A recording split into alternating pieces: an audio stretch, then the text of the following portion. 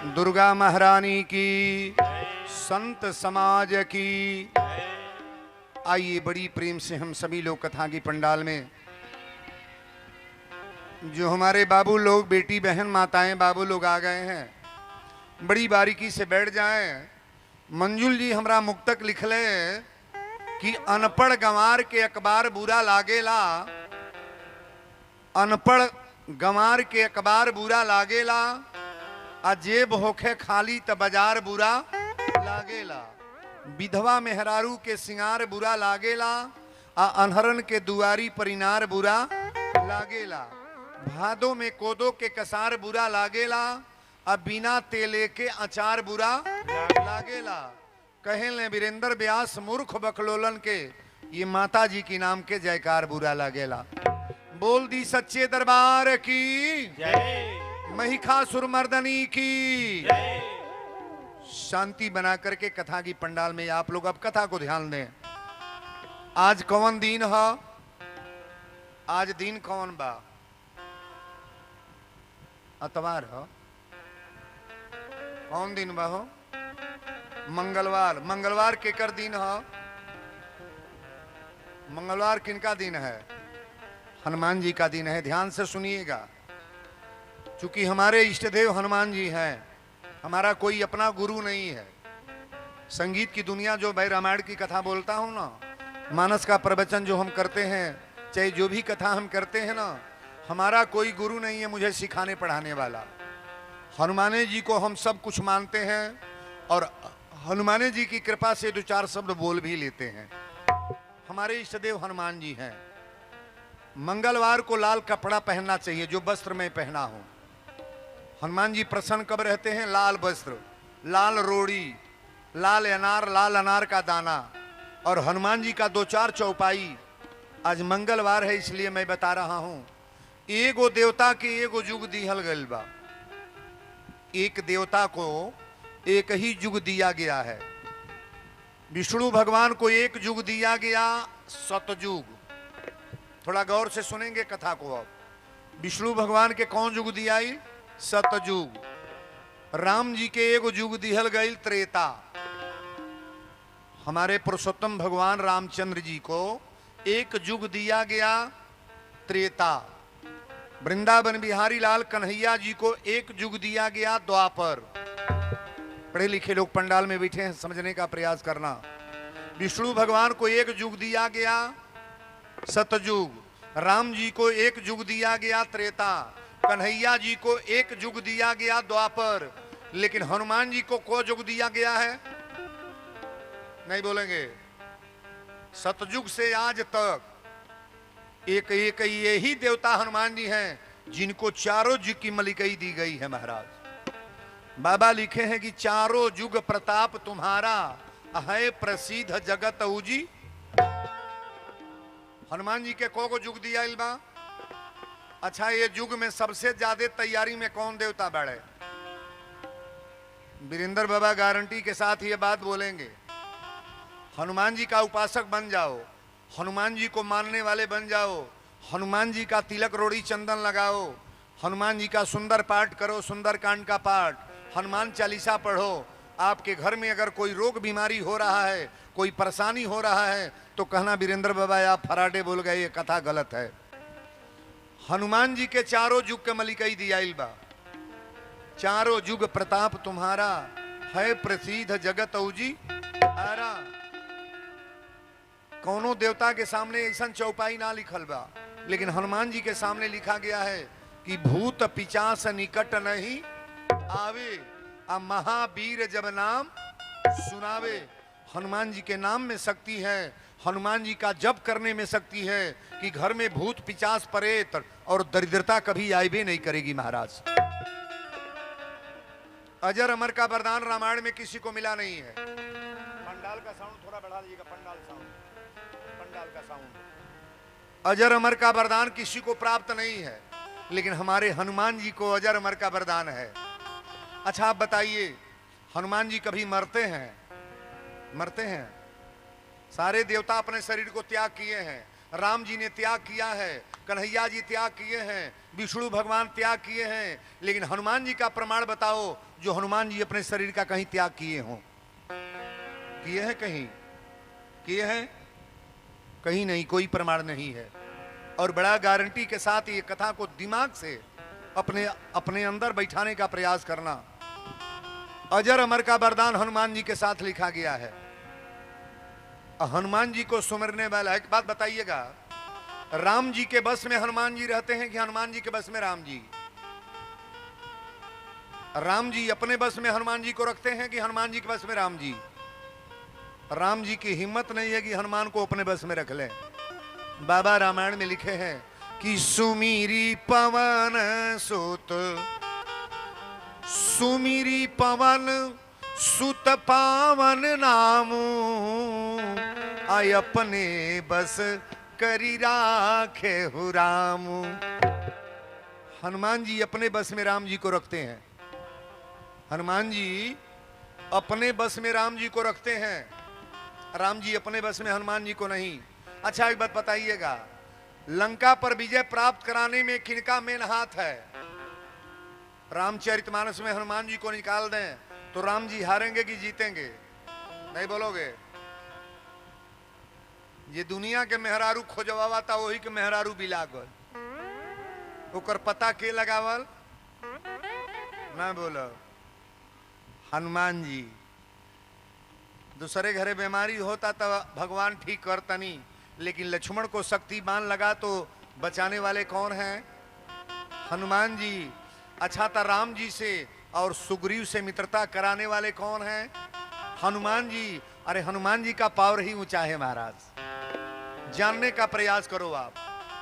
हनुमान जी में कितना कीमत है मैं ये बता रहा हूं। कहना तो मुझे शिव विवाह है, लेकिन कुछ कथा पहले हनुमान जी को रख दिया जाए। आज मंगलवार का दिन है और मंगलवार के दिन में हम क्या बताने जा रहे हैं इसको जानने का प्रयास करो आप। बोलो वीर बजरंग बली की जय। सुंदर कांड की 4 चौपाइयां मैं रख रहा हूं और 4 चौपाई में पूरे सुंदर कांड का उत्तर मैं रखने जा रहा हूं, आंसर नहीं उत्तर। बाबा लिखे हैं कि प्रविश नगर कीजिए सब काजा, हृदय राखी कौशलपुर राजा, मंदिर मंदिर प्रतिकर शोधा, आ देखे जहां तह अंगनित योधा, गए दशानन मंदिर माही। हनुमान जी जब रावण के दरबार में गए ना तो सगरी देवता लोग के रावण टंगल ही रहल, सगरी देवता लोग के टंगले रहे। कुबेर के बापो बाप, ई पवन देव केहू ऐसा देवता ना रहे जेके टंगले ना बा। वही में एगो देवता टंगाई रहे, मुड़िया रहे नीचे आ गोड़वा रहे ऊपर। सबसे उत्पाती कौन देवता है? जी घर पर चढ़ जाला घर बर्बाद कर देला। कौन देवता हो? क्यों नहीं जानता? अरे कपड़ा पीट पीट रोए परला हो दादा। कौन देवता? शनि देवता। बड़ा गौर से कथा को श्रवण करना। शनि देवता के हनुमान जी जब गए हैं ना तो रावण उल्टा टांगा हुआ था, पैर था ऊपर और मुड़ी नीचे था। और जब शनि देवता हनुमान जी के देखले तो कहले, हे वीर बजरंगबली पवन सूत, अरुआ चाहत तो ये दुष्ट पापी रावण के दरबार से हमारा छुटकारा हो जाएगा। हनुमान जी कहले सब देवता के छोड़ा दे, लेकिन अपनी हाथ से अपनी जीवन में तोहके तो नाही छोड़ाई। कहले हमरे में कौन गलती बा? हनुमान जी कहले जेकरा घर पर चढ़े ओके बर्बादे करे लो। अब इतना काम नहीं होगा, गौर से सुनना। ईंटा गिरल बा तोहरे घर में 10 साल 5 साल हो जाई, घर बने खातिर ईंटा गिरल बा। अगर शनि का ग्रह हो गया है तो आपका मकान नहीं बनेगा। मैं बोल रहा हूं, घर नहीं बनेगा। कुंवार बेटी सियान परल बा 30 वर्ष हो गई, बियाह खो जाता। अगर शनि का ग्रह हो जाएगा तो आपकी लड़की की शादी कहीं तय नहीं होगी। मैं बोल रहा हूं, घर में कितनो रुपया कमाई जाई, बाढ़ ही आ जा, शनि के ग्रह अगर बा तो तोहरे घर में रुपया का पता नहीं लगी कि पैसा कहां गई। शनि का ग्रह हो जाएगा तो परिवार में 10 गो सदस्य हैं, एक जने परमानेंट बीमार रहेंगे। मर्द बीमार बा तो बेटा बीमार हो गल, तो पतो ही बीमार, तो केहू न केहू बीमार है।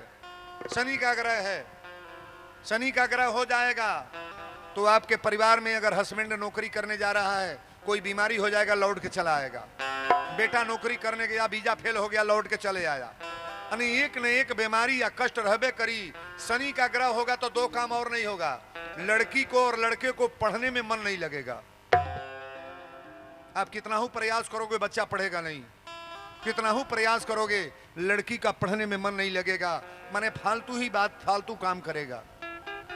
आप बताइए शनि देवता अच्छे हैं कि बुरे हैं? नहीं बोलोगे? तन केहू जन बोल लो कर लो, बौके के लखा बैठ लोग अगवे बैठ के हम तो खूब बरबराई भी ही तरह। बोलो शंकर भगवान की जय। वीर बजरंग बली की जय। हनुमान जी कहले सबको छुड़ाएंगे लेकिन आपको नहीं। शनि देवता कहले सरकार रउरा से निवेदन में हमके छोड़ा दी। हनुमान जी कहले एगो शर्तनामा लिखवाब तो के छोड़ाइब जरूर, लेकिन तुहार दिन शनिचर हो। कौन दिन है? शनि देवता के कौन दिन है? शनिवार। हनुमान जी कहले पहले ये दिन हमके देवे के तैयारी बना लो। हमार जन्म भइल बा मंगलवार के, हनुमान जी का जन्म किस दिन हुआ है? आज कौन दिन है? अरे बाबा लिखे हैं कि बाल समय रवि भक्ष लियो तब तीनहु लोक भयो अधियारो, आको नहीं जानत है जग में कपि संकट मोचन नाम तिहारो। को नहीं जानत है जग में कपि संकट मोचन नाम तिहारो। जन्मते सूर्य भगवान के घोटल के हो? हनुमान जी घोटली। अच्छा, हनुमान जी का गुरु का नाम कोई जानता है कि नहीं? हनुमान जी के गुरु का नाम चटके उगल बाड़े। भगवान हनुमान जी के घोटल है जन्मत है। पृथ्वी पर हनुमान जी का दूसरा कोई गुरु नहीं है, हनुमान जी का गुरु सूर्य भगवान है। बड़ा गौर से कथा को श्रवण करना। धरती पर हनुमान जी को कोई गुरु नहीं बना रहा था, चेला नहीं बना रहा था, गुरु बनने को तैयार नहीं था। अंजनी ने कहा बेटा एक बार सूर्य के पास तुम जाओ। सूर्य भगवान कहले तोहके तो चेला ना बनाई, जन्मते हमके घोटले रहल। शर्तनामा एगो बा तके चेला बनाए, लेकिन हम 24 घंटा चलते रही ले, एक जगह रुक के तोके पढ़ा ना पाए। एगो काम कर तके चेला ये शर्त पर बनाए कि हम अगवड़ चल तनी, हमारी और मुंह कल, आ पिछौड़ जितना दिन चल तनी उतना दिन तू चल। पीछे चलने वाला कौन देवता है? हनुमान जी। गौर से सुनना, आपको लगा दिया जाए यहां से सपहा जाओ तो पीछे पड़ जा पाएंगे, ये रोडवे पर लड़के मर जी अब। और हनुमान जी पीछे पड़े चले हैं महाराज। सूर्य भगवान के चेला हैं, शिष्य हैं हनुमान जी, जिनको हनुमान जी ने घोटा था। कथा को जब श्रवण करोगे समझ में बात आएगी, तब तो आप पकड़िए लोगे कि वीरेंद्र बाबा क्या बोल रहे हैं। आज मंगलवार का दिन है, हमारे बड़ा इष्ट देव हनुमान जी हैं। हनुमान जी की बड़ाई और चर्चा मैं कर रहा हूं। बोलो वीर बजरंग बली की जय। बोलो सच्चे दरबार की जय। वीर बजरंग बली की जय। रजा रामचंद्र की जय। हनुमान जी कहले तक के छोड़ाई शनिचर के दिन तो हर देबा कि ना? कहले सरकार दे दे। कहले एगो वादा करे आज तक के छोड़ाए। कहले कहा? अतः वादा करे जो मंगलवार का व्रत रहेगा।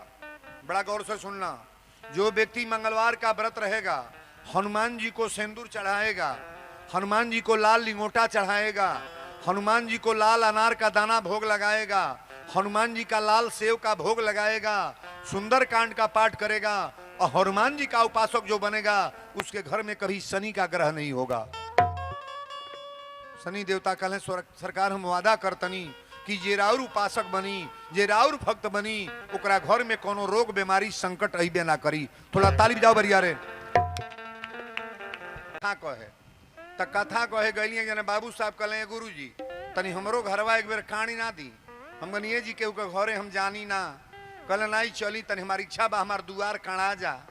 ए महाराज और पति आदमी रहल है, बक्सर जिला के बाद बतियाओ तनी। हाँ त लिया के गईले है बाबू, 5 एकड़ के दरवाजा रह, 50 गो प्लास्टिक के कुर्सी रहे, 50 गो हेने काठे के कुर्सी रहे, 50 गो सोफा रहे, अब हमके लिया के गईला बाबू साहब फॉर्चूनर गाड़ी पर बैठा के ले गईले। गेटवा पर 4 गो सिपाही रहले, सिपाही फाटक खोलने। आ जब अंदर गईली तब बाबू साहब गाड़ी लेके कहीं चल गईले। आ जब हम अंदर गईली तो सोचा तनी कहाँ बैठी, सिपहिया कुल चल गए बाहर। हम सोचा तनी कहाँ बैठी, तब मार हम अगर आयल धधाइल गईली एगो हेतत के सोफा रहल। कहनी ये बोलो बड़ा तका छोट होने पर बैठी। हम मारे अगर आयल गली बड़के सोफावा पर खूब बैठली फैला के। हम का जानतनी ये जू खतरा बा।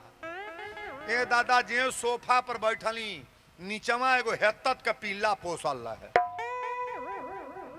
पीलवा सिकड़ी में बांधल रहे। आ जब बैठली तब पीलवा पहले ही तरह हमारी के ताकता 5 मिनट तकलस। हम कहीं बुझाता चिन्हता बड़ा सरल पीला बा, बड़ा निमन बा भाव वाला। हम मन इज्जतदार होकर कहतानी। आज दादा 2 मिनट के बाद ही तरह मुंह बौलस। हेतत तो कर जबड़वा रहले महाराज। उ कुकुरा कम से कम 10 कुंटल से कम ला रहे। एतत कुकुर रहल, यही तरह मुंह बौलस। आई हमारे अंगुरिया बराबर बराबर दांतवा रहल। आ जब मुंह बा के छरकल वही सोफा पर आ एक बेर बोलल, हमार तक करेजे गनगना गई। हम कहनी दादा बाबू साहब बोलावे के खियावे के बोलल कि मुँहावे के ही कहाँ गई। अब हम भागत जातानी, सोफा पर हटत जातानी आ छरक छरक सोफा पर चढ़ता हे तरह कगरी हो गईली। आधा घंटा के बाद उ लेके काजू बादाम मार ठंडा उंडा लेके आवता रहे। हमार दे यही तरह कांपत आई सोफा पर। कहले गुरु जी हम बड़ा गलती कैली है, कुछ बता नहीं पौनी। महाराज बताओ छोड़, जान ले रही पिल्ला काट के मुँहा दे रही, यही खतर ले आई खियावे के मुआवे। कहले गुरु जी बहुत बड़ा गलती हो गई। जानता नहीं उ काहे बोलत रहा, केहू के बोले ला नहीं, उ ऐसे बोलत रहा ना सोफावा पीलवे के हो मुनियो बनाई बनल तब बनल। तो नहीं बताई ये पर का कैले होई। मन पीला जब बैठा था तो पर का ना कैले होई। हाली से उतर के एगो प्लास्टिक के कुर्सी रहे ऊपर बैठ गई। कहले रुकी ठंडा ले बनी पानी। हम कहीं पानी तो पी भैली, हमार देहिया पी लेवे और जा दौड़ दौड़। तब ताकि तो है ताकि हम कहीं कैसो गाड़ी पर बैठा के गेटे के बाहर कर हो दादा। एगो 15 बरस का लड़का रहे, उनका नाती, नतिया के नाम रहे मुन्ना। कहले मुन्ना ई वीरेंद्र बाबा हई मानस प्रवक्ता गोड़ लाग ले, यहाँ के कथवा कहता नहीं हनुमान जी के लगावा। तो नतिया कहता तू बोलो बड़ा तू गोड़ लागो। हमनी तो नगदा सिस्टम बा। नतिया कहता तू बोलो बड़ा तू गोड़ लागो। उन्हें बाबू साहब सही बोले बड़ा और नाती कबो गोड़ लगले बा। भर भर रोवे लगला। कहला बाबा आज ले कबो गोड़ ना लगले बा। हम मनवा में सोचनी जेकर बेटा अपने माई के गोड़ ना लागी तो हमार गोड़ लागी, अपने बापे के गोड़ ना लगी बाबा के ना लगी तो लागी। कारण का पहले के पुरनिया रहले हाँ तो नातिन के सिखावत रहे बाबू रे गोड़ लाग ले, तोर मामा हवा, तोर मौसा हवा, चाचा हमें गोड़ लाग ले। अब ई गोड़ लागे के ना ही सिखावल जाता। अब तब 3 बरस का लड़का होता तो कहा था बाबू रे बाय बाय कह दे, टाटा कह दे बेटा, टाटा कह दे। ये कल्चर अपने देश का है कि विदेशी है? नहीं बोलोगे? ये कल्चर विदेशी है। प्रणाम करना सिखाओ, पैर छूना सिखाओ, सुंदर काम जब सिखाओगे तो सुंदर बनेगा। हम सुंदर कांड की कथा बोल रहे हैं।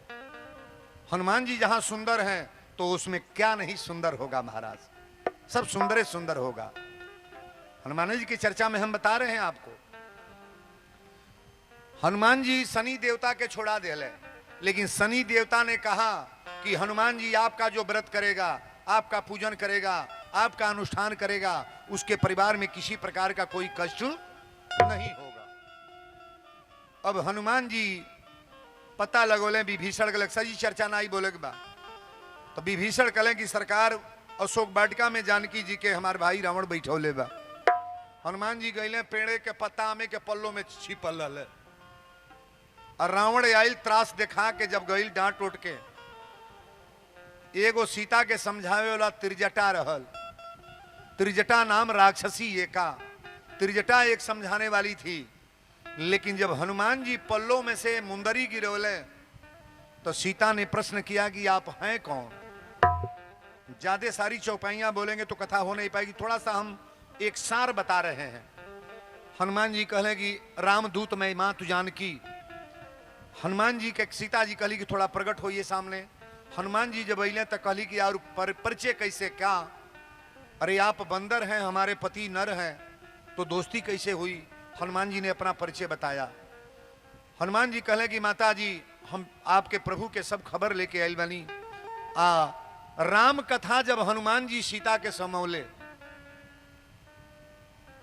राम कथा जब हनुमान जी, देखिए कथा सुनाने के लिए जहां जहां कथा हुई है वहां विचार व्यक्ति का बदल जाता है।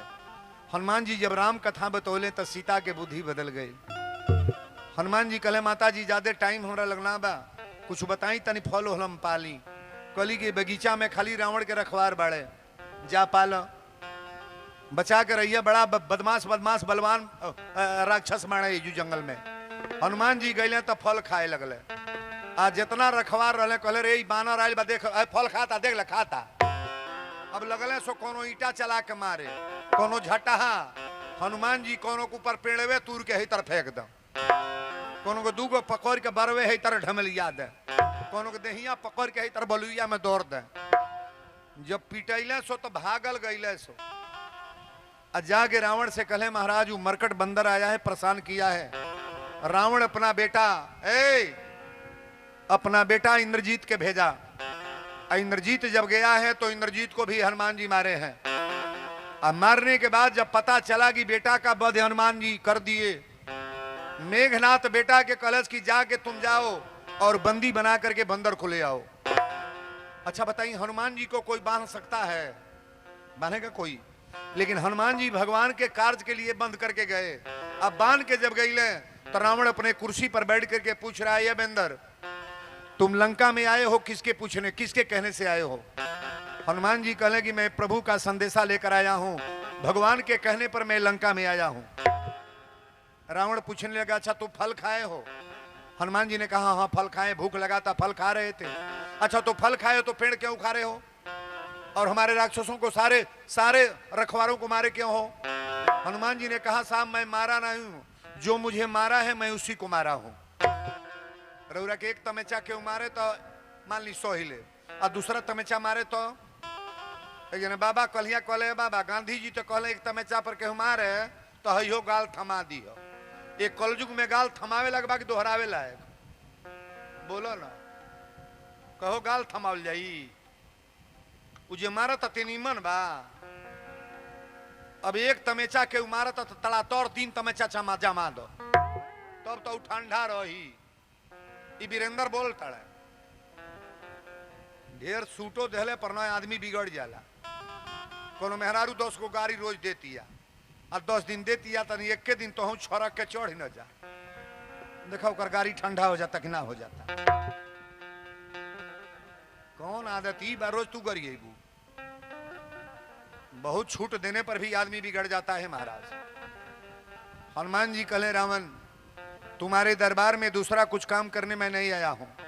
तुलसी बाबा रामायण की चौपाई लिख रहे हैं, विनती करूं जोरी कर रावण, विनती करूं जोरी कर रावण, विनती करूं जोरी कर रावण, सुनहु मान तजी मोर सिखावन। सिया राम जय जय राम राम राम, सिया राम जय जय राम। राम चरण पंकज उर धर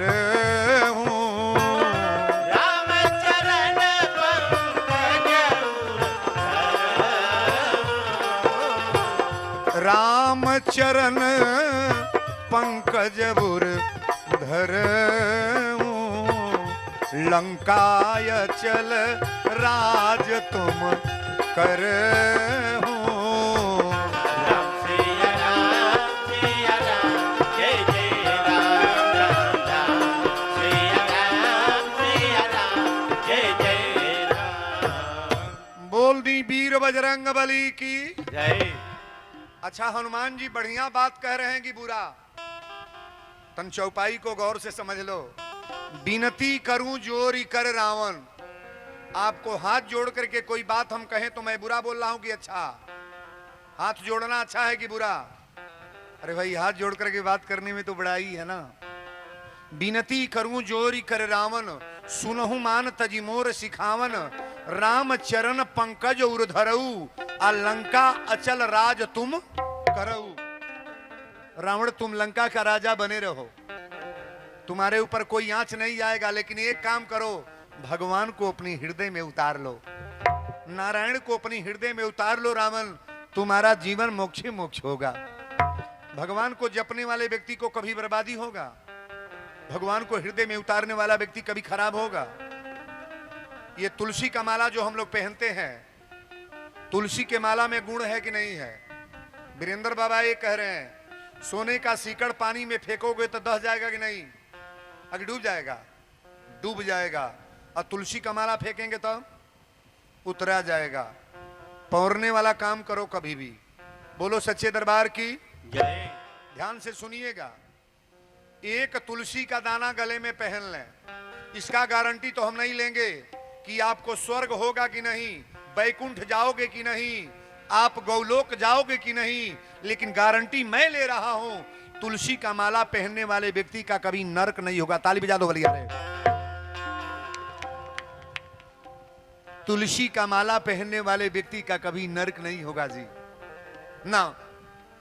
तुलसी में उतना पावर भर दिया गया है, तुलसी माँ में उतना दम दिया गया है, तुलसी पहनने वाला व्यक्ति कभी किसी प्रकार का भरसक चाहेगा कि हम मेरे शरीर से कोई काम बुरा ना हो, बुरा ना हो। महाराज, आपका नरक नहीं होगा, बैकुंठ रहे। इस तरह का कभी भी आप गलत जगह पर नहीं जाओगे, विचार तुरंत परिवर्तन होगा। उसको मैं नहीं कह रहा हूं कि तुलसी का माला पहन के दिन भर झूठ बोले और जो मन करे। एगो यह कंपनी बा जौने में पैसा नहीं लागे के बा। स्कूले में जाए तबो भर्ती लागी, कोनो फैक्ट्री में भर्ती होकर तबो घूस लागी, नौकरी में जाए तबो घूस लागी, कहीं रौरा सिफारिश लागी, लेकिन साधु बनले में कहीं घूस लागी, एको पैसा लागे के बा। जहिया मन करे तहिया माला पहिर ल, आ 10 दिन के बाद फिर तूर के फेंक दो, फिर पहिर ल। नहीं बुझाता? साधुओं बनने में बड़ी मेहनत बा। अच्छा, 50 वर्ष चोरी कैल बा, अब 50 वर्ष के बाद साधु बन जा, तो पहला नाम धो के लोग बोलाई कि तुरंत वाला, पहला नाम लोग रखेंगे चोरवा हो साधु बनल बा। व्यक्ति की बुराई नहीं हटती है महाराज, उसका जीवन भर जब तक जीवित रहेगा ना। पहले जे जे बजड़ा पांगत रहल, मकई तुरत रहल, गन्ना पांगत रहल, भैंस खेते में डार के चरावत रहल, बुरा करत रहल, आजो कर नाम बागना बा ना बा। अबो लोग कहता हाँ यह हमारा दादा है। बुराई व्यक्ति की नहीं कटती है बाबू। आप जब तक जीवित रहोगे आपकी बुराई कतई नहीं मिटने वाली है। बोलो सच्चे दरबार की जय। बुरा से दूर रहो आप। जीवन का कोई भरोसा नहीं, अभी आप हो कल ना रहो। ये माइक मेरे मुंह पर लगा है, कोई गारंटी नहीं है कि अभी माइक चलेगा कि बंद हो जाएगा। 1 सेकंड के मेहमान हम लोग हैं, और जितना टाइम मेरे पास समय है कम से कम भगवान का भजन कर लिया जाए, भगवान की कथा सुन लिया जाए, भगवान को निवेदन कर लिया जाए। अरे जीवन का मोल तो महाराज भगवान का भजन है, भगवान का भजन। बोलो सच्चे दरबार की। आइए कथा के तरफ। हनुमान जी 2 शब्द बोले हैं, विनती करूं जोरी कर रावण, हथवा जोर के हनुमान जी जैसा ज्ञानी। हनुमान जी को लिखा गया है कि अतुलित बल धामम, हेम शैलाभदेहम, दनुज वन कृशानम, ज्ञानी नाम अग्रगण्यम, सकल गुण निधामम, बानरा नाम धीशम, रघुपति भी भक्तम बात जातम नमामि। हनुमान जी जितना बलवान कोई है, हनुमान जी इतना ज्ञानी कोई है। पवन तनय बल पवन समाना, हवा से तेज चलने वाले कौन देवता हैं? हनुमान जी। हनुमान जी के सामने किसी की ताकत काम नहीं करती है बाबू ना, किसी का ताकत। हनुमान जी जैसा देवता निवेदन कर रहा है, विनती करूं जोरी कर रावण, सुनहु मान तज मोर सिखावन, राम चरण पंकज उर्धरऊ, लंका अचल राज तुम, लंका का राजा बने रहो। अरे पहले खानदान को सोचो ना, तुम अरे ब्रह्मा के पुत्र पुलस्त मुनि, अब पुलस्त मुनि के पुत्र बीसे सरवा, अब बीसे सरवा के पुत्र कुंभकर्ण विभीषण रावण। तुम ब्रह्मा के खानदान के नाती पोता हो और कर्म कितना घिनौना कर रहे हो। ब्राह्मण के कुल में पैदा होने के बाद तुम ऐसा कार्य कर रहे हो। सीता के चोरा के रावण ले गए तो मंदोदरी समझो लेना बा। कौनो मर्द गलत करता तो मेहरारू समझावेली। मंदोदरी कलश स्वामी अबो से सीता के ले लौटाव, तार गति बन जाई। रावण कलश की हमको तुम क्या जानती हो, सारे देवताओं को ला करके मैं बंदी बना के रखा हूं, हमको खिलौना समझ रही हो। मंदोदरी एगो बात कलश से अच्छा तो एक बात बताव, तोरे अंदर ताकत अगर बा, अगर तू ताकतवर अपना के बनत रह तो सीता के चुरावे गई हल ना, कहले हाँ गई हली। तो मंदोदरी कलश जब गई हल तो एगो रेखा लक्ष्मण जी खिंचले रहले, रेखा को पार तुमने क्यों नहीं किया।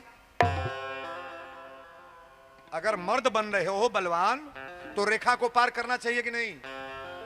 रावण कहा मुझे डैमेज कर रही हो का। मंदोदरी कही कि मैं सिखा रही हूं, नारी कभी बुरा नहीं सिखाएगी, अभी बात मान जाओ, सुधर जाओगे। रावण ने कहा ठीक है, मैं नहीं अंदर जा पाया तो लेकर आया कि नहीं। मंदोदरी ने कहा जब माता जानकी बाहर निकली तब तुमने उठाया। और एक बात बताओ, धनुष यज्ञ में तुम गए थे कि नहीं। गए थे। रावण बाण छुआ नहीं चापा। जब जनक जी धनुष को रखे थे तो सारे राजा महाराजा गए थे और तुम भी गए थे। बलवान तो तब मैं मानती कि धनुष तोड़ करके शादी करके सीता को तुम लाए होते। ताली बजाओ मर रहे।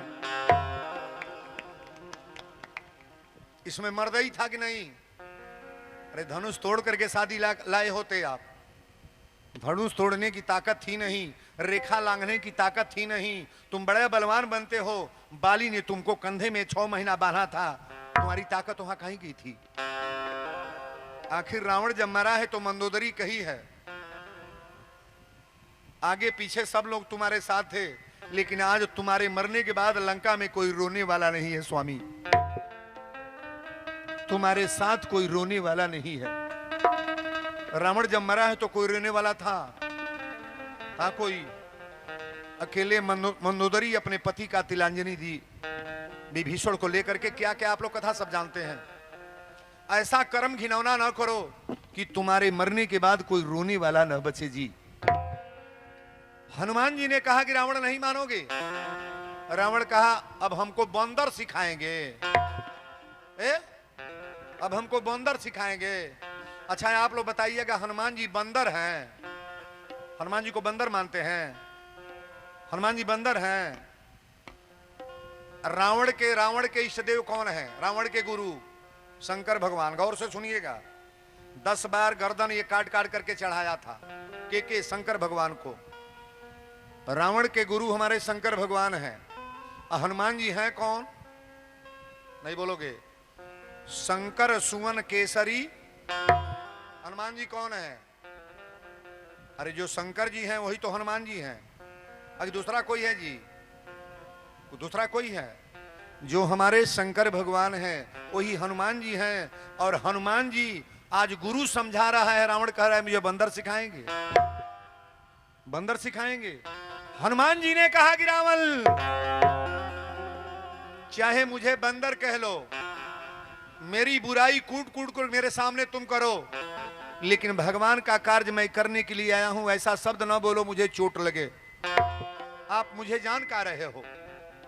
रावण कहा समझ लो तुम्हारी मृत्यु नजदीक आ गई है। रावण डांट करके बोला मृत्यु निकट आई खल तो ही।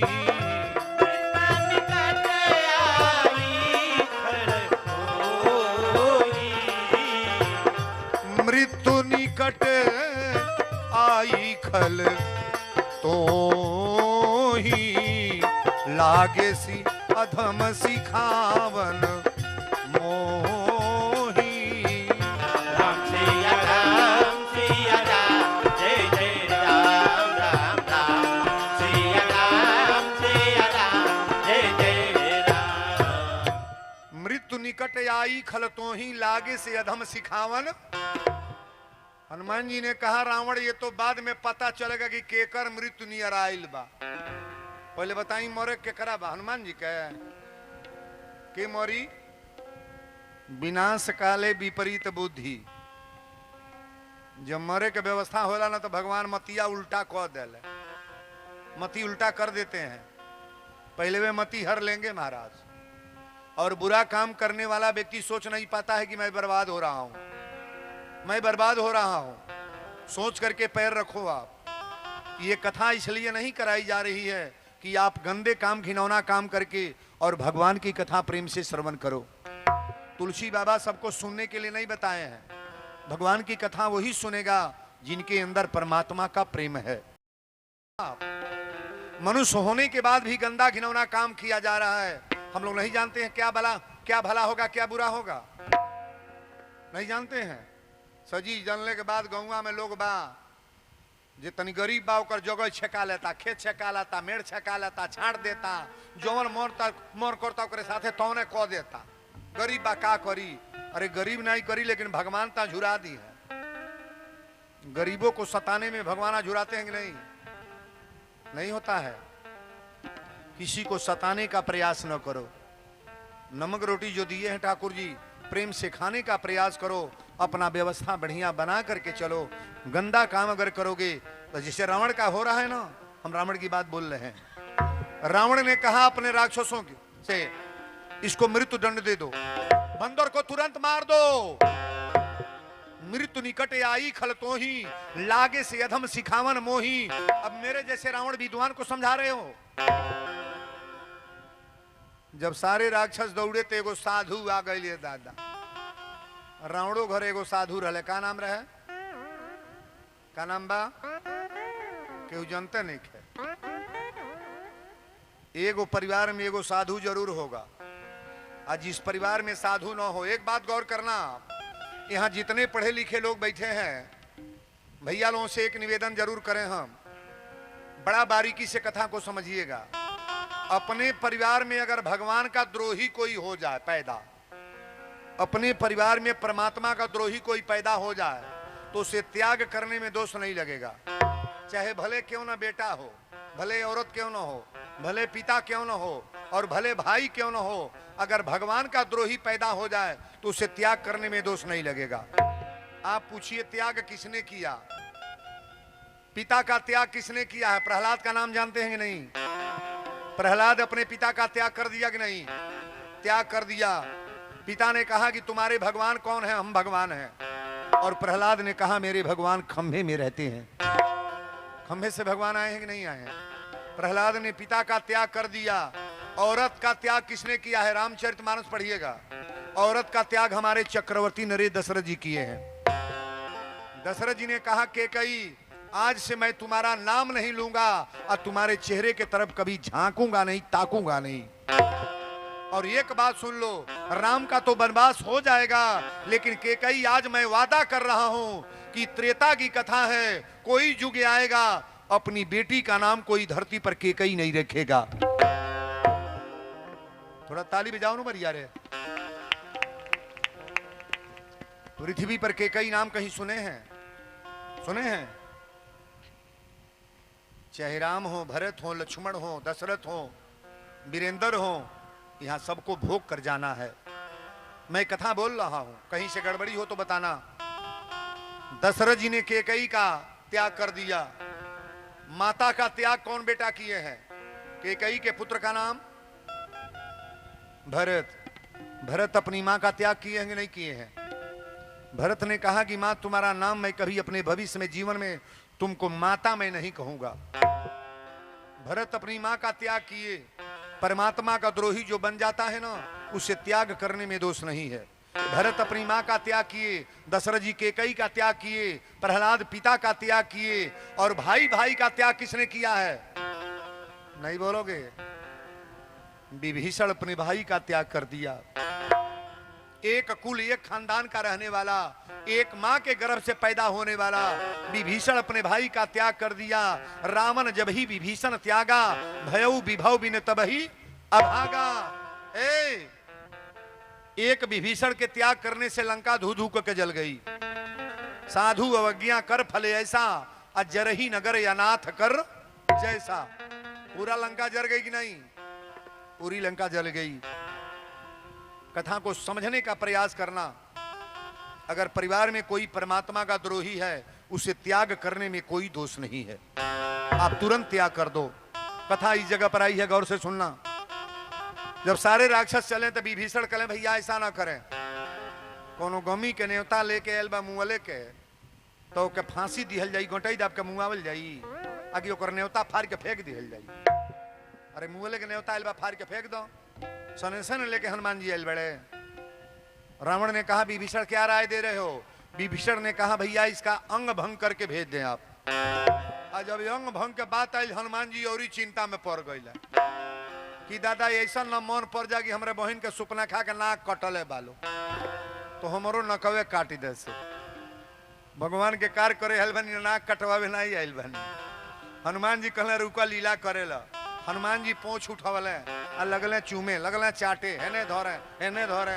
रावण समझ गया कपि के ममता पूछ पर सबही कहूं समझाओ, इसको सबसे ज्यादा ममता इसके पूछ पर है। सारे प्रजाओं से कहा कि कपड़ा ले आओ लंका से। हाँ तो कपड़ा घर घर के ले आवे लगल, सो सजी कपड़ा लपेटाए लागल। हनुमान जी खेला कैला पोछ बढ़ावे लगल, सजी लंका के कपड़ा उड़ा गए। बचान नगर बसन घृत तेला, पहले घी ले ले सो, ओकरे बाद तेल। लंका में न घी बचल न तेल। एगो आग कहलस रावण से सरकार अब तेल नहीं बचल बा, केहू घरे ना बा। रावण कहलस अब माचिस ले आओ। कपड़ा लपटा गई, तेल बोरा गई, अब माचिस धरा के रावण टप दे हाहाकार तक धराइए दियलस। लंका को किसने जलाया है? नहीं बोलोगे? हनुमान जी। कपड़ा के लपेटवावल ह, कपड़ा के लपेटवावल ह, तेल के बोरवावल ह, माचिस के धरावल ह, हनुमान जी लंका जरवल। हाँ, मेरे कथा का मेन सारा समझने का प्रयास करना। अपने घर को बर्बाद आप कर रहे हो कि दूसरा कोई? नहीं बोलोगे? यहाँ जितनी बेटियां बहन बैठी हैं माताएं, और जितने नौजवान साथी हमारे गार्जियन तुल बाबा लोग हैं, अपने घर को बर्बादी आप कर रहे हैं कि दूसरा कोई? कांटा के साथ मैं वीरेंद्र बाबा बोल रहा हूं, अपने घर को बर्बाद आप स्वतः कर रहे हो। अगर आप अच्छे हैं ना तो आपका घर बर्बाद नहीं होगा। नहीं, रावण की इसमें सारी कमी रावण की है कि हनुमान जी का? नहीं बोलोगे? हनुमान जी की कमी है। हनुमान जी तो हाथ जोड़े हैं, विनती करूं जोर कर रावण, सुनहु मान तजी मोर सिखावन, राम चरण पंकज उधरऊ, अलंका अचल राज तुम करऊ। सारा व्यवस्था करने के बाद रावण माना है। वीरेंद्र बाबा लाख समझाएं, अगर हमारी बात नहीं मानोगे तो बिगड़ेगा कि बनेगा? बिगड़ना है। मैं बोल रहा हूं, मैं बनने के लिए आया हूं कि जो बिगड़ा हुआ समाज है इसे सुधारने का प्रयास किया जाए। अपने घर को बर्बाद व्यक्ति अपने स्वतः करता है, दूसरे को दोषी कभी ना बनाना। बहुत लोग कहले बाबा भगवान हमारे पर खिलाफ बने, खिलाफ नहीं बना तो हर मर्दा वही कल का करते बा, उहे करता। तू दूसरे के बिगाड़ा तो भगवान तो हर ना बिगड़ी है, ना बिगड़ी है। कोनो गरीबे के बेटा का पटक के मारा तड़ा, कहियो तोहू का जेब बरिया रे, ना बुझाता। कहियो कोनो के इकट्ठा खेत छेकाओ तड़ा तो हर एक बीघा हवे ले ली है सो, ना बुझाता।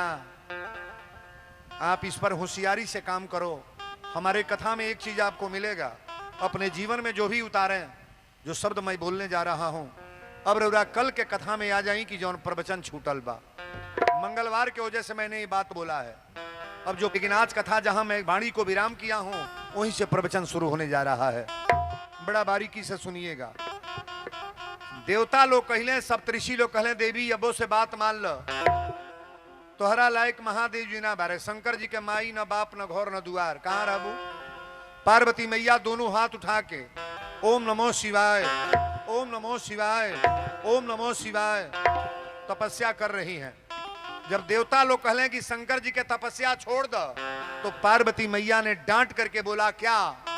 ये मानस की चौपाई में खड़ा कर रहा हूं। जन्म कोटि लगी रगर हमारी। जन्म कोटि लगी रगर हमारी। जन्म कोटि लगी रगर हमारी। बरऊ शंभु न तरहबु कुंवारी। सिया राम जय जय राम राम राम। सिया राम जय जय राम। तजऊ न नारद कर उपदेशु। तजउन नारद कर उपदेशु। तजऊ न नारद कर उपदेशु। आप कहो सतबार महेशु। सिया राम जय जय राम राम राम। सिया राम जय जय राम। सप्तऋषि लोग कहले कि देवी पार्वती अबो से बात मान ला, तारा लायक महादेव जी ना बाड़े। तब पार्वती मैया कहली मानस का ये बाल कांड की कथा है। जन्म कोटि लगी रगर हमारी। अब बरऊ शंभु न तरहु कुंवारी। तजऊ न नारद कर उपदेशु। आप कहूं सतबार महेशु। शंकर जी आगे कहे भी यहवा ना करब तो इनका पीछा छोड़ब ना। आ जो बेर जन्म ले हमार बियाह शंकर जी से हुई। वर्तमान में कलयुग में लड़की के चलता कि माई बाप के। जो लड़की कही तौन बियाह हो कि माई बाप। बोला ना केहू नहीं जानता। फैसला लड़की के करे के बा, ओकरा पसंद बा कि ना। अच्छा तो घर भर पसंद कर दे लड़की कहे नहीं नहीं बियाह नहीं हो बाकी कोरी। पहले के जमाना रहल लड़की बा कान आ लड़का बा लंगड़ हो के बियाह हो गो। नहीं बुझाता। लड़की सुंदर बा कोयलासा के दूल्हा बा हो के बियाह हो गो। दुल्हन बा कान या दूल्हा फर्स्ट क्लास पढ़ल लिखल हो के बियाह हो गल। ये युग में इहो कुल होखे वाला बा। अब तक छटा ता लंबाई कितना है, गोरी है कि नहीं है, मोटी है कि नहीं है, बहुत पतली नहीं ना है। अब छोटहने लड़किन के बियाह खोजत में लोहा ले लोग पड़ता। सांवर भगवान अगर दिल बना तो खातिर गड़बड़ बा। सबका शादी होगा लेकिन एक निवेदन करेंगे, आप सभी लोगों से एक निवेदन जरूर करेंगे। किसी की लड़की देखनौटी करो जाओ कहीं जाओ तो लड़की को पहले पता लगा लो लड़की मेरे परिवार लायक है कि नहीं है, तब देखने जाओ। और देख करके लड़कियों को छांटने का काम न करो। अजय जे ढेर छांटा था ओसने पतो भेंटाइयो जाती है। बुझे वाला बुझते बा कि 3 गो छटनी 5 गो दादा जौन आयल भाई तैयारी मरला बा गर्दा गल। छांटने वाला काम ना करो।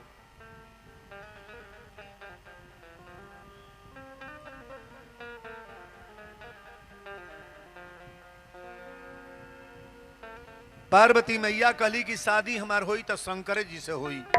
देवता लोग कहले ना मनबू ना मनबू।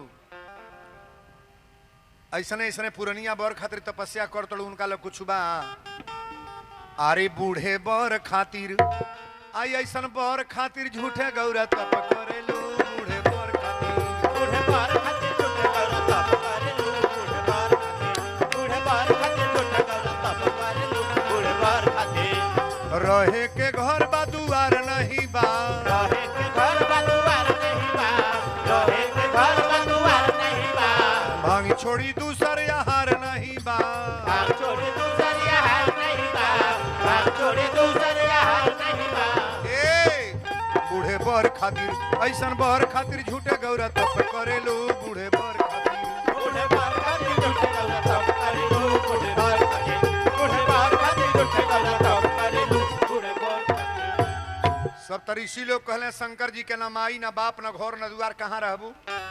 पार्वती मैया कहली कान खोल के सुन ल लोगे। जन्म कोटि लगी रगर हमारी। अब बरऊ शंभु न तरहु कुंवारी। शादी होई तो शंकर जी से होई ना तो कुंवारे रहो। देवता लेक जने कहले कि बात मान लो तहर दिन बहुरहू के लग बीती ना। हरे कैसे कटी आ कैसे कटी,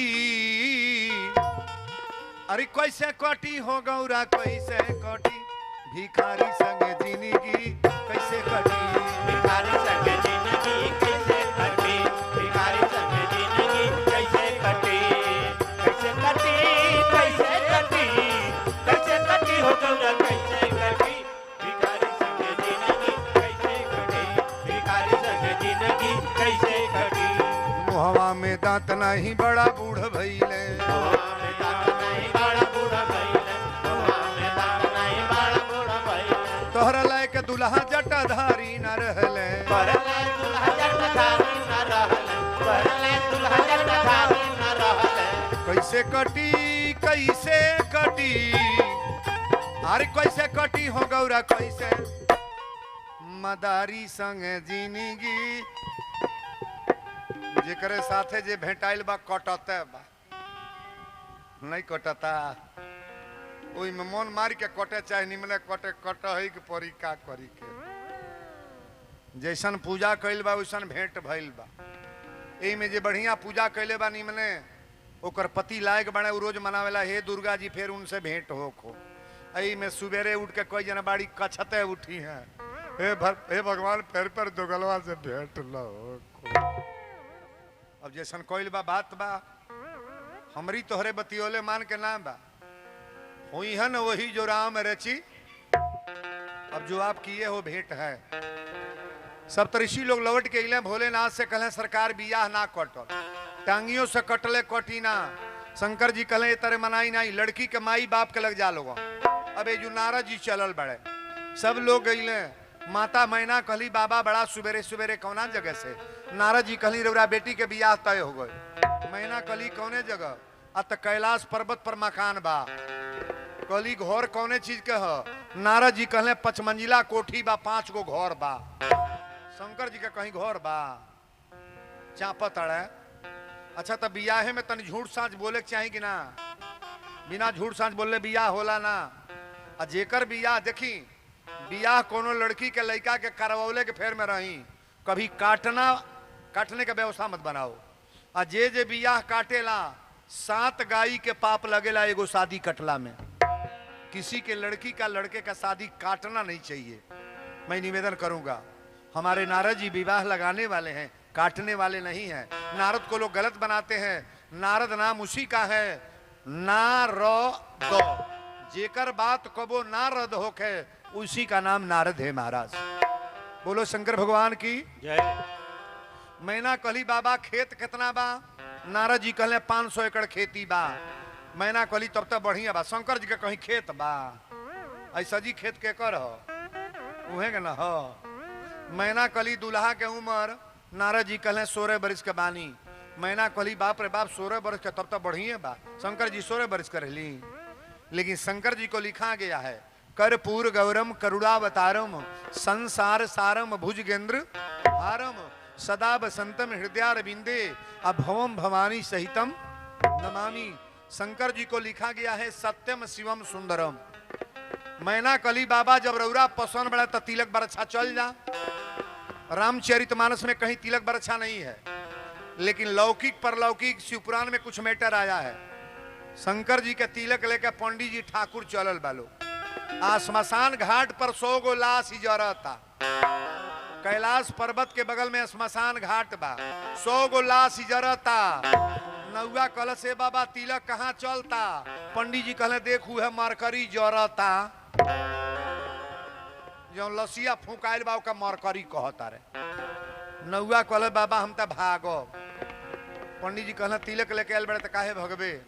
नौआ कहले समऊ के फूके ले आयल बड़ा का, ये जो लाश जरता है जो तिलक चढ़ी। पंडित जी कहले शंकर जी का घोटा है बकलो लवा, हमनी घरे तिलक का बारात आवता तो ये बूढ़ा लोग के सीट मिलता कहीं जगह ढकेल का भूसौला में कह देताड़ी सो। 3 गो पार्टी बनेला, छोटकी छोटकी कोठा पर चढ़ जाइए सो। अब बुढ़िया अलगे ढकेलाल बड़ी और नौका मॉडल वाला लोग अलगे रिकॉर्डिंग होता। पहले झिनकी झिनकी गावेली कोल कि बर बर बटुला मंगली दिल्ली के कारखाना से।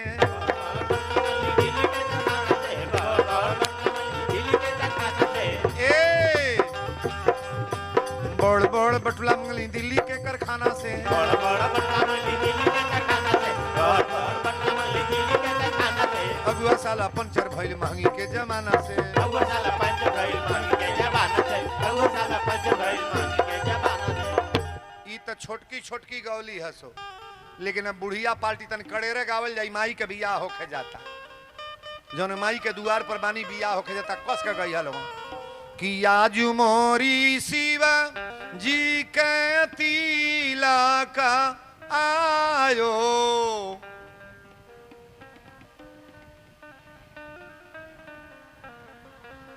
पंचुफा जे लोगन मत रो जाओ मत तोरे गावल बजाओ यही तरह गावा लागी अब हेतने पर तकाओ तड़े लोगन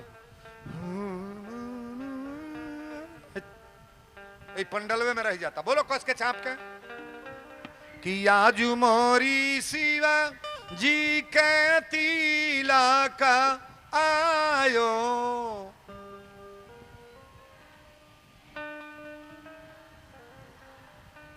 जितना पर गवाता उतना पर हमरे यहाँ संझा पराती गवाला 4 गो बूढ़ी सरवा में बढ़ जाई सो आ शुरू कर दी कुल आहो आहो संझा गो साईं त केही तुहे मा नहीं गवाला ऐसे विपत पर जाला भिनसहारवा कोनो झोटवे खोल के बैठल बा कोनो सलवे ओढ़ के बैठल बा कोनो अरे बाप हो बाप भिनसहारवा शुरू कर दी सो हे भोरा भाईला भीनो सहारा ए चाची तो ही कढ़ावा हमरा घूमटा होता हे भोरा भा तन पानी लेबे मुहवा धोली हे एके गीतिया मरिहा कुल चौपट क के धो देली सो आ जौन होशियार बाड़ी तौन हे तर गई है हे भोरा भा इला भीनो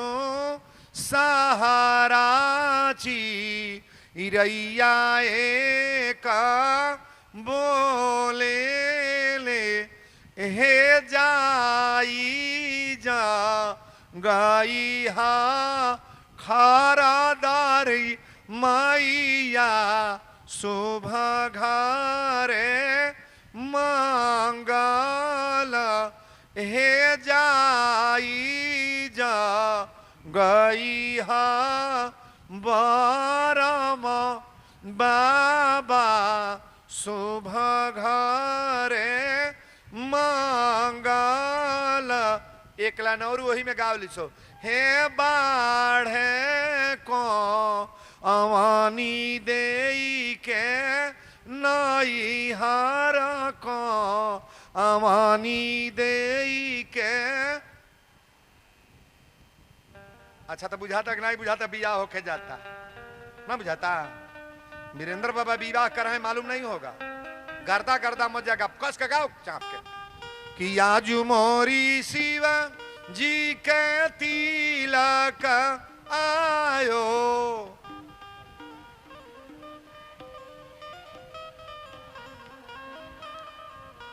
अंगना में बाजेला बधाई रे माई कुछ बरनी न जाई आंगा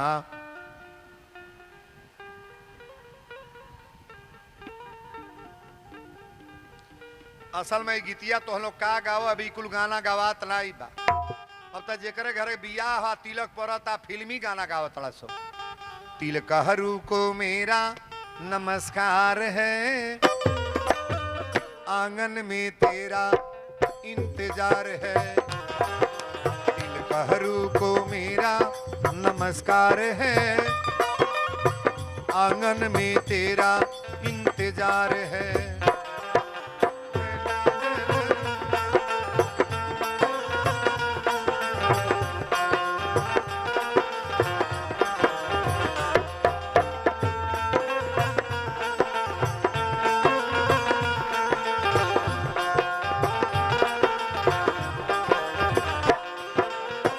आंगन में कब तक वो आएंगे देरी होगा तिलक कब चढ़ाएंगे आंगन में कब तक वो आएंगे देरी होगा तिलक कब चढ़ाएंगे, दूल्हे से उनका बड़ा प्यार है, दूल्हे से उनका बड़ा प्यार है, आंगन में तेरा इंतजार है। बोलो शंकर भगवान की। जय। ये आप लोगों को केवल मनोरंजन के लिए 2 लाइन दिया गया है।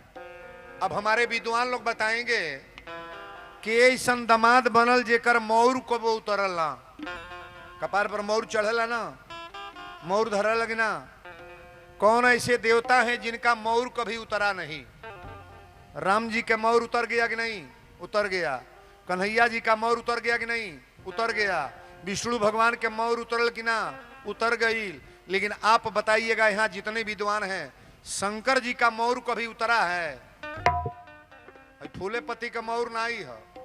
तुलसी बाबा मानस की चौपाई लिख रहे हैं, शिव ही शंभु गण करही सिंगारा, शिव ही शंभु गण करही सिंगारा, शिव ही शंभु गण करही सिंगारा, जटा मुकुट यही मोर समारा। सिया राम जय जय राम राम राम, सिया राम जय जय राम। बोल दी शंकर भगवान की जय। शिव ही शंभु गण करही सिंगारा, आ जटा मुकुट यही मोर समारा। शंकर जी का श्रृंगार करने वाले लोग शंकर जी के गण हैं।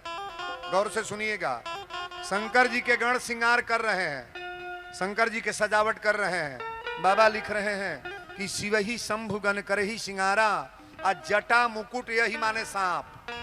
शंकर जी के जटा बटले बा, आ अही माने सांप होला। दोनों लपेट के मौर बनल। ई मौर को उतरल बा। अब शंकर जी दुल्हा बना तनी तुलसी बाबा लिखली, कर त्रिशूली आरु डमरू बीरा जा, कर त्रिशूल अरु डमरू बिराजा, कर त्रिशूल अरु डमरू बिराजा, चलही बस चढ़ी बाजही बाजा। सिया राम जय जय राम राम राम, सिया राम जय जय राम। बोल दी शंकर भगवान की जय। हमारी बेटियां बहन थोड़ा गौर करेंगे। बाबू लो, कर त्रिशूल यरु डमरू बिराजा, आ चलही बसह चढ़ी बाजही बाजा। कौने सवारी पर दुल्हा बनली भोलेनाथ? मारुति में, बोलोरो में चढ़ले, बसहा बैले। बोलो शंकर भगवान की। हाथ में त्रिशूल डमरू लेहली, बाघंबर लपेट के, काने में बिछी के बैला, गोटई में सांप के माला। अब बसहा बैल पर चढ़ के जब दूल्हा बनले तो बैल चलता है आगे पड़े, दूल्हा बैठा तड़े पीछे पड़े। शंकर जी आगे पड़े बैठने की पीछे पड़े, पीछे पड़े। अच्छा, तो जानवर के सवारी आगे पड़े कल जरा की पीछे पड़े। हमारे भोलेनाथ पीछे पड़े बैठ रहे हैं। शंकर जी के परिवार में जानवर सवारी हैं, आकी है बोलोरो, मार्शल या मारुति। पूरे परिवार की बात बोल रहा हूं। जानवर शंकर जी के सवारी कौन है? बसहा बैल। और शंकर जी की औरत का नाम दुर्गा है। दुर्गा जी के सवारी का है? बोली ना, दुर्गा जी के सवारी बाघ। अच्छा, तो बाघ या बैल एक लग रहे हैं तो मर्डर होई कि ना? ना होई, नहीं होगा। शंकर जी के सवारी बसहा बैल और दुर्गा जी की सवारी बाघ। बाघ और बैल एक लग रहे हैं तो एक्सीडेंट होगा कि नहीं होगा? तुरंत लड़ाई। ध्यान दीजिएगा। शंकर जी के एगो बेटा मरे जेकर नाम गणेश है। गणेश जी के सवारी मूस, चूहा। गणेश जी के सवारी मूस और शंकर जी के गटई में सांप। अच्छा, तो सांप या मूस से के लग रहे हैं तो मर्डर होई कि ना? नहीं होई, नहीं होई, होई कि ना? होई। शंकर जी के एक बेटा और बाणे जेकर नाम कार्तिकेय है। कार्तिकेय की सवारी मोर, कार्तिकेय की सवारी मोर, और शंकर जी के गले में सांप। सांप मोर एक पास होता खतरा है कि नहीं है, लेकिन इतना खतरा हूं बाणे कबो झगड़ा भइल बा, हमनी घरे रोटी भात चावल अचार खाइल जाता तबो लटा कूटन होत। अच्छा चटनी रोटी बनल बा और देवरान जेठान खैली जा, प्रेम से सुतल बनी जा, ऊ निक बा आ कि पूड़ी पुलाव मशरूम पनीर पापड़ छनाइल बा आ साझी का लटा कूटन हो गल, सजी फेंकाता। निमन कौन बा, पुड़िया पुलौआ की चटनिया? नहीं बोलो, चटनिया रोटी खाइल जा लेकिन घर में शांति हो। शांति कितनो बढ़ो बीजन बन जा, जौने घर में कलह बा खाए के मन ना करी। हमारे भोलेनाथ का परिवार ऐसा है, बाबा लिखे हैं कि जहां सुमति तहां संपत नाना, और जहां कुमति तहां विपत। परिवार में हमारे भोलेनाथ की सुमत है महाराज, अपने परिवार में सुमत रखना चाहिए। कथा को बड़ा गौर से सुनिएगा आगे। अब ये जो शंकर जी दूल्हा बन के जब चढ़ल हैं, तो ब्रह्मा जी कहली पहले सवारी बदल दी। शंकर जी कहले काहे बदल दी, सवारी काहे बदल दी?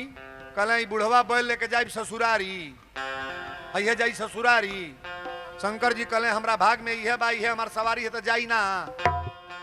4 गो बेटा बना, एगो लंगड़ बा, अब बड़का भाई के बियाह बा तो लंगड़ा नहीं जाई, नहीं जाई हो, नहीं भी हम जाई, बोले लंगड़ी खींचते जा ना जाई। 4 गो भाई बड़े, एगो फलिसाहबा हाथे के है तर चलता है तरह, अब बड़का के बियाह पर तो नहीं जाई फलिसाहबा। 4 गो भाई बड़े, एगो आन्हर बाटो चलता, अब बड़का के बियाह पर तो ना जाई मझिला, भले बाही पकड़ के लोग टैक्सी में चढ़ावे वो बराते जाई। शंकर जी कहले जे अपन बाऊ है नीक बा। यहाँ जितने लोग हैं समझा दे हम, जो अपना है वही अच्छा है। एगो चौपाई लिख लेगी, कर त्रिशूल अरुडमरु विराजा, चलही बसह चढ़ी बाजा ही बाजा, जस दुल्लह तस बनी बराता, आ कौतुक विविध होई मग जाता। कौतुक मतलब कोनो का हथवे ना, कोनो को गोड़वे ना, कोनो के पीठी पर कुबर बा, कोनो के पेटे पर आंख बा। ए दादा सजी बारात एक से एक VIP है। शंकर जी के बारात ससुरारी में पहुंचल बा, तनी हमरा और ताको। अच्छा तो बारात ही आवेला तो पहले के देखे जाला? सियान जनक लइका है, जितना भुरभुटी हवा बड़े यह दौड़े सो। शंकर जी का बारात जब आयल तो 500 लइका दौड़ल बड़े सो, आ जितना तेज दौड़ल गए ओकरा 3 गुना वने से भागल बाड़े। आ जौन भागता हड़ा खड़ा केवाड़ी बंद करता घर में। एगो माई कलश काहे केवड़िया बंद करता है, बारात आवता द्वार पूजा देखल जाई तो लइकवा कलश केवाड़ी बंद कर रजाई ओढ़ा दे हमरे मुंह पर। महतरिया कलश का देखले हो, आ तो बाप रे बाप बारात आवते कि जमराज के सेना आवता। आज केहू जियत रही ते ही बारात देखी। महतरिया कलश का देखले ह, लइकवा कलश सबके घरे बारात आवेला तो दूल्हा घोड़ा पर, हाथी पर, पालकी में बैठ के आवेले, आ ऊ दूल्हा चढ़ल बा बैले पर, सबके घरे सूट पुट पहिर के आवेले, ऊ दूल्हा उघारे ओई तर बैठल बा, हे तर हिलता। एगो लइका कमाई कहली ते का देखले ह, आ त लोग कोतरा भूतहवा पेड़ बा, 15 गो भूत ओई तर दौड़ा तड़े सो। लोग कहले गोहुवन सांप हे फे पेड़े तरबा, 50 गो गोहुवन है तर फोई फोई कर तड़े सो। एगो लइका अपना माई से कहलस, आरे दुल्हा के रूप देखी छौले बाबी पतिया, आ माई रे हम ना जाई, माई रे हम ना जाई, गांव भर के अइली मऊतिया, माई रे हम ना जाई, गाँव भर के अइली मऊतिया, माई रे हम ना जाई, गाँव भर के अइली मऊतिया, माई रे हम ना जाई।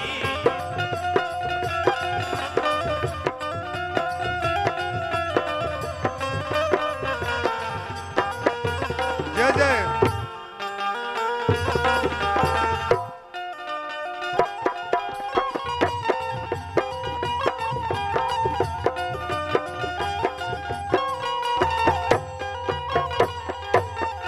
जस दूल्हा तस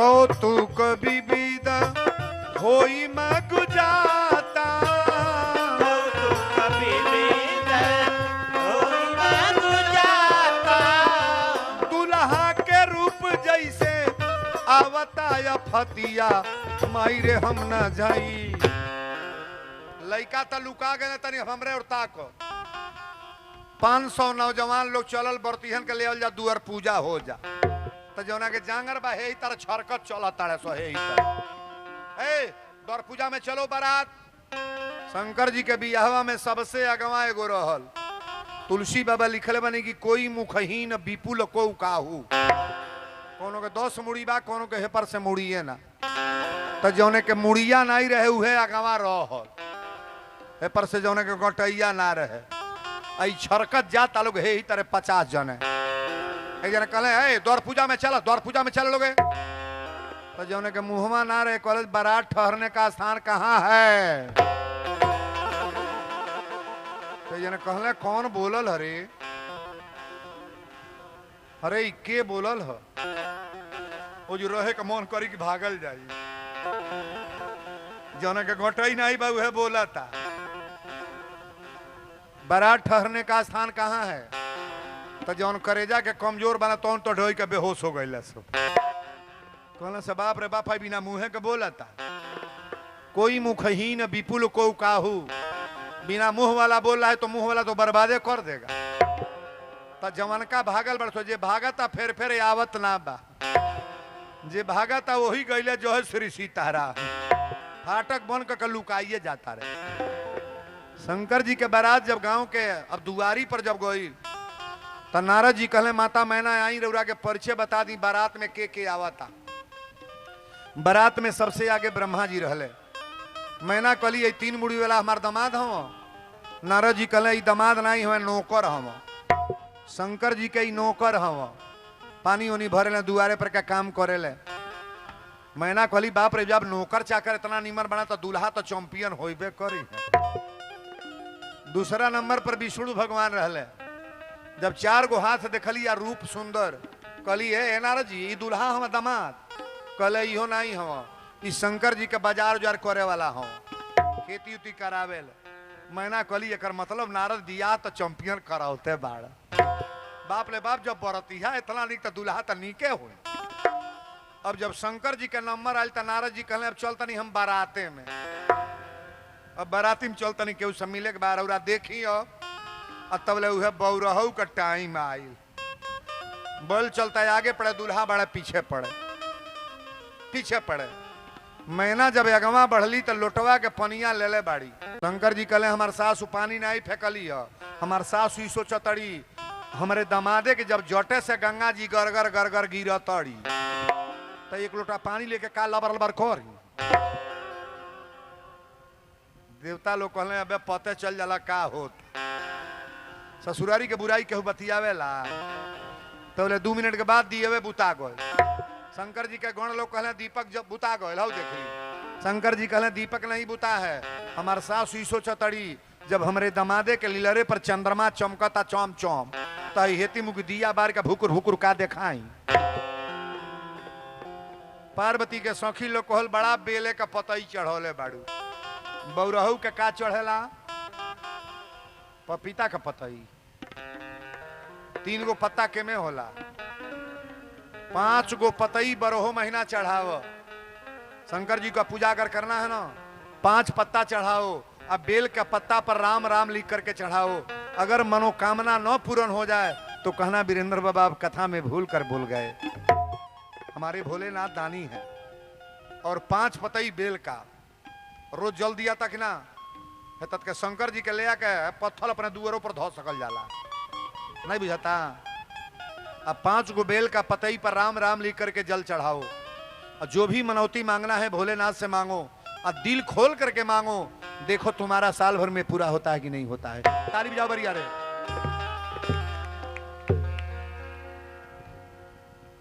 पार्वती के सखी लोग कहली बड़ा पूजा कैले बड़ू देखल जा कैसन बारे अरे चल सखी देखी आई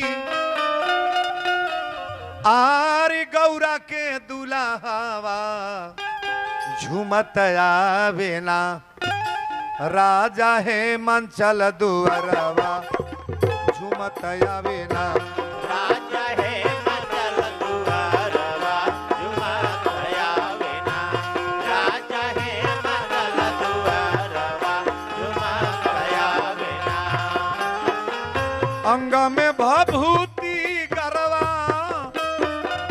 अंग में भभूति गरे सपवा के मालवा हिलत आवे ना सखी सापवा के मालवा हिलत आवे ना सखी सापवा के मालवा हिलत आवे ना देख डीम डीम डमरू बजत आवे ना।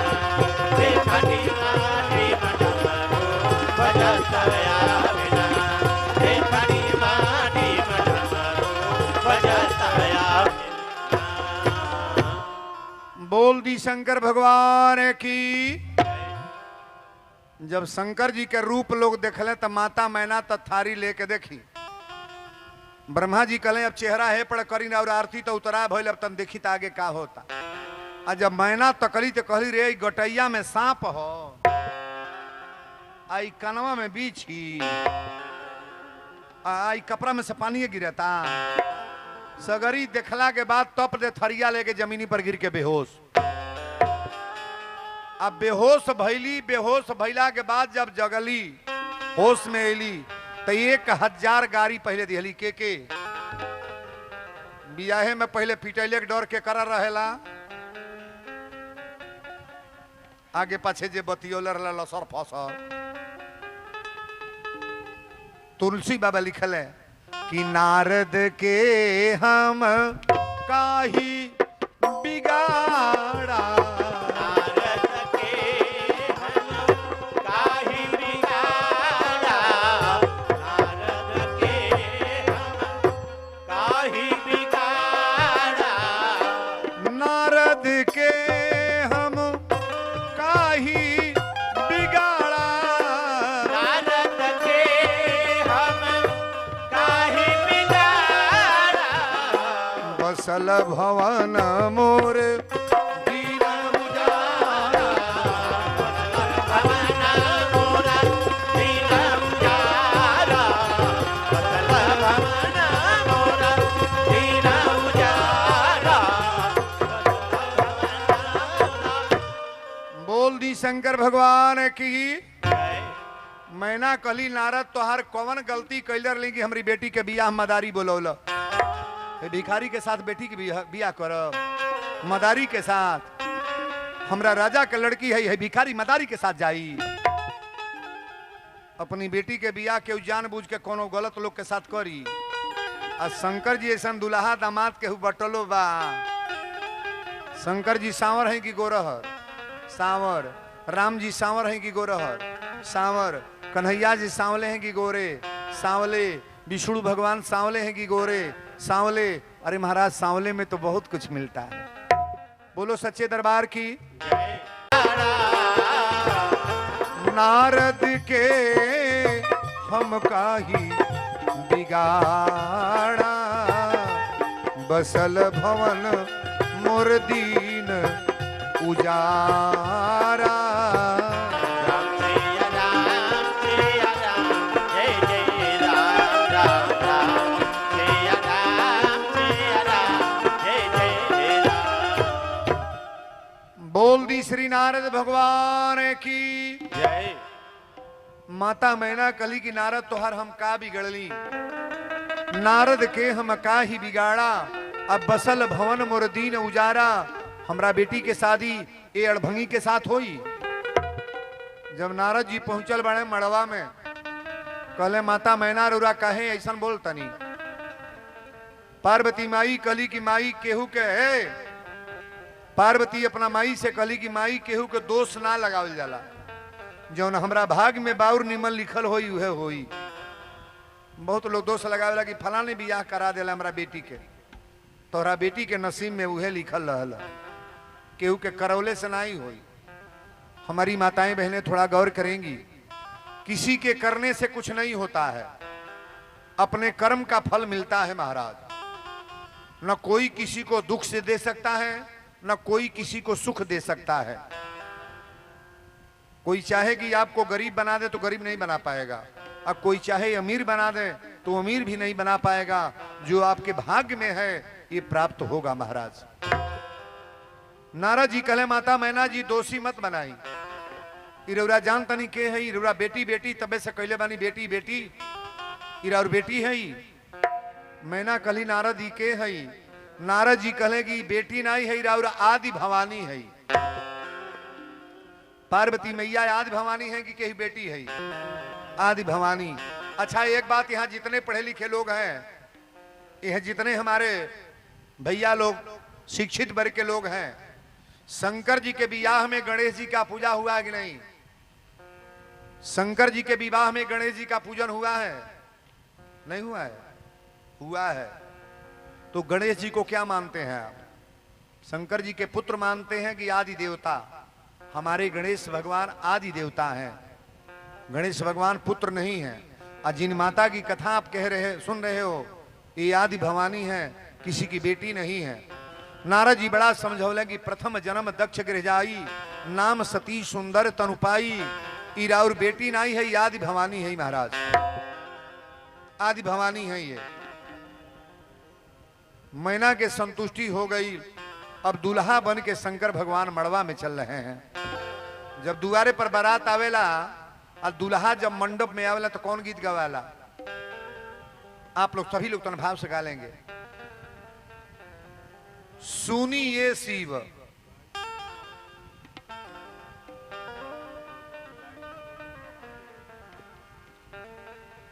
शंकर जी जब मंडप में प्रवेश कर रहे हैं, सुनिए शिवा शिवा के दोहाय,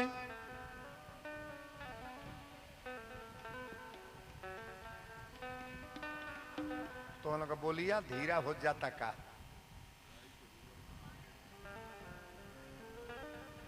माइक लगी तो इतना माइक कहां से दी आई है? सुनिए शिवा शिवा के दोहाय,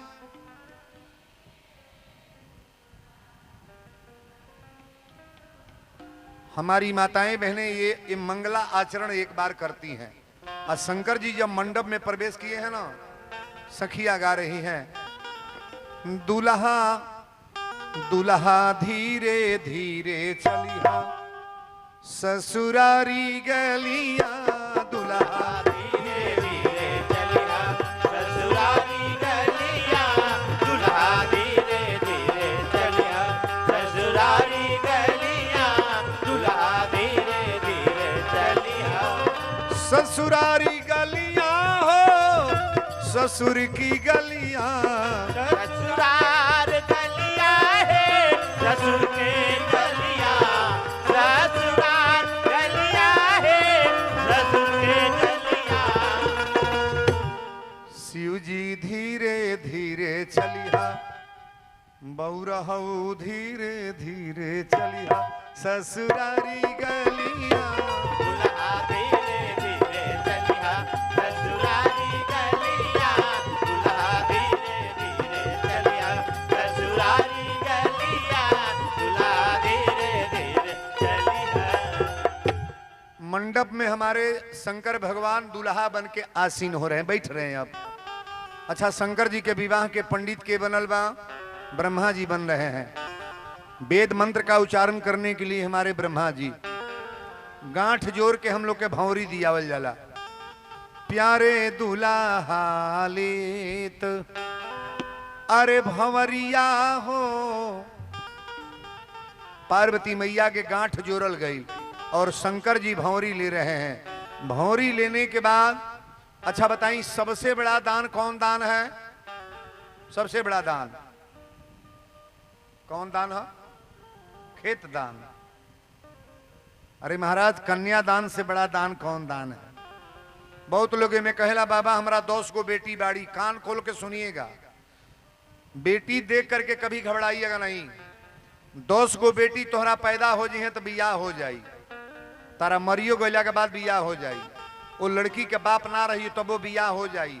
मामा चाचा गांव के लोग चंदा लगा के बियाह कह दी।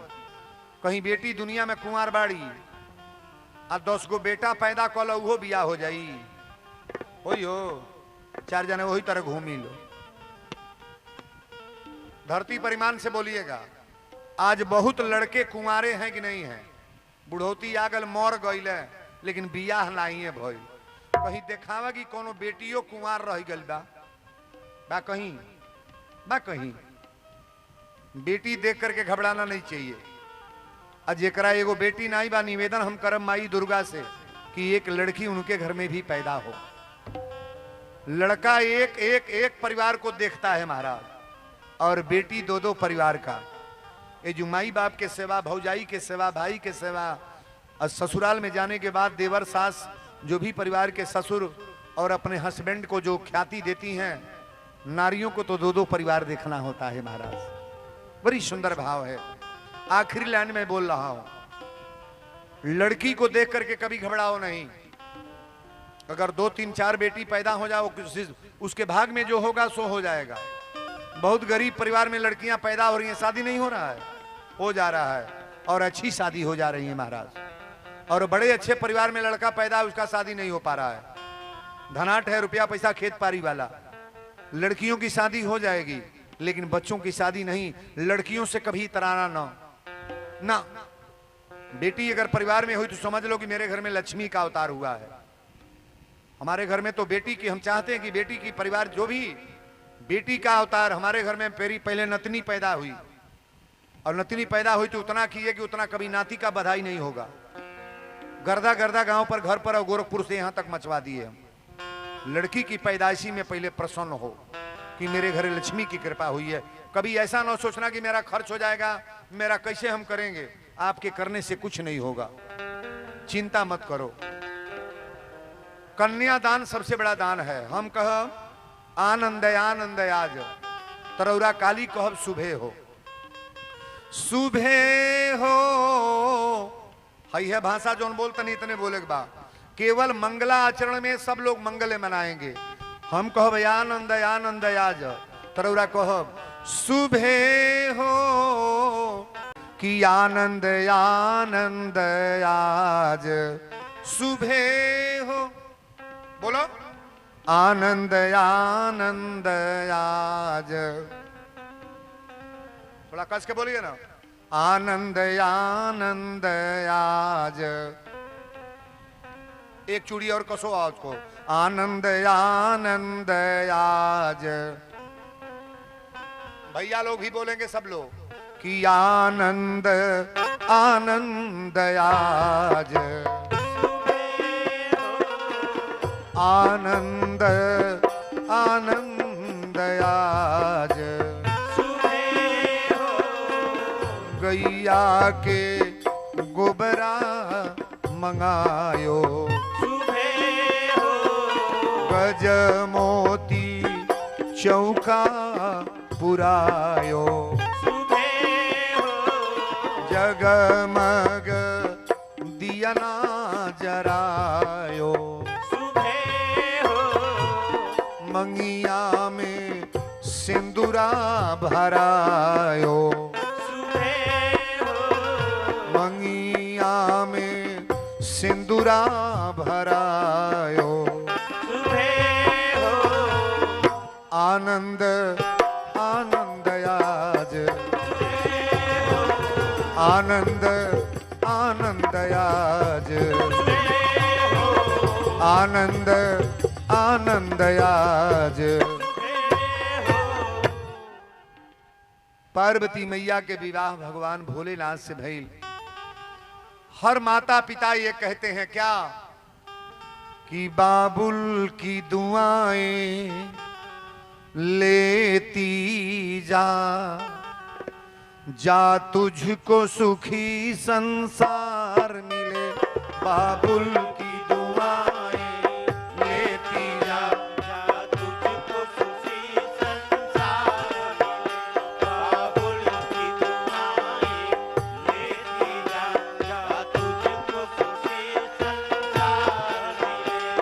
मैके का कभी ना याद आए, मैके का कभी ना याद आए, ससुराल में इतना प्यार मिले, मैके का कभी ना याद आए। ससुराल में इतना प्यार मिले, मैके का कभी ना याद आए, ससुराल में इतना प्यार मिले। बोल दी शंकर भगवान की। जय। आज दूसरे दिन की कथा अपनी वाणी को ही विराम। सभी लोग खड़े होकर थोड़ा आगे आ जाएं, भगवान की आरती होने जा रही है। पीछे वाले भैया सभी लोग आ जाएं मंच के पास। आप लोग भी सब लोग